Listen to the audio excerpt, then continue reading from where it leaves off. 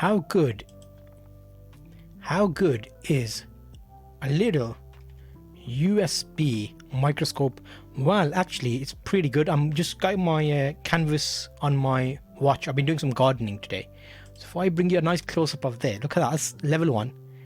You can see nice detail there of each twined fabric. If I zoom out a little bit to give you a slightly wider view, you keep spinning on it, and there's a bit of a view. You can see each individual string that makes up the braids of the watch. And you can see loads of little bits in there that kind of clump into it. Let's get a bit closer. I'm spinning. Oh, there's a little bit closer. You have to keep moving it to get it nice. And the good thing on this one is it's got a light on there. So if I go back slight bit there, that's kind of sharp enough there. So it gives you an idea of what this small microscope can do. Keep it flat. Oh, fingerprint. Oh, what's that? Yucky. Come on, where's my hair? Let me do a little hair.